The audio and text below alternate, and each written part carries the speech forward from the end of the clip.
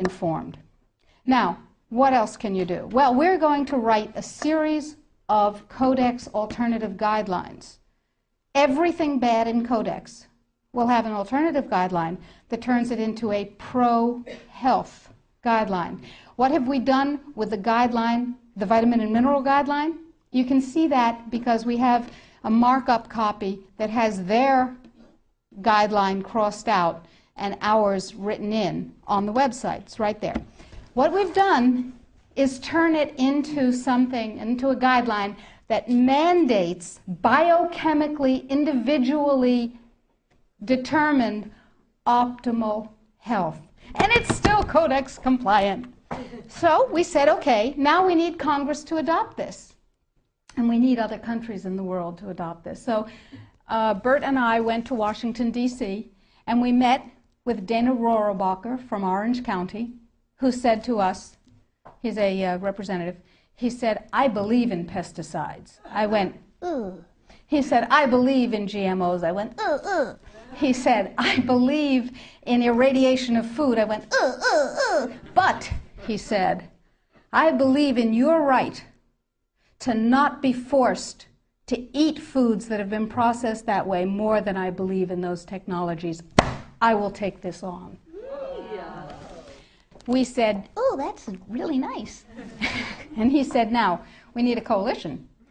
So we went across the aisle, or across the office building, to see Peter DeFazio's staff from Oregon, who is a liberal Democrat, whereas Rohrabacher is a Republican, a libertarian Republican. And DeFazio's on board. And we have large numbers of others who actually never heard of Codex before we told them about it.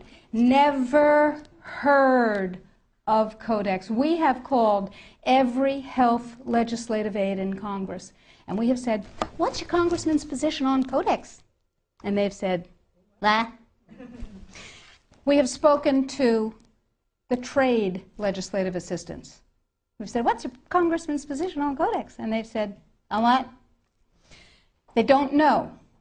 We had a congressional briefing set up on the 20th of September. I was going to address Congress, tell them about it.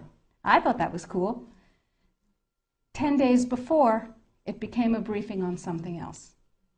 Another freedom click. You need to write to Congress on the site and tell them that they need a congressional briefing, by God, and tell them you want me to brief them. They don't know. They've never heard of it any more than the general public has heard of it.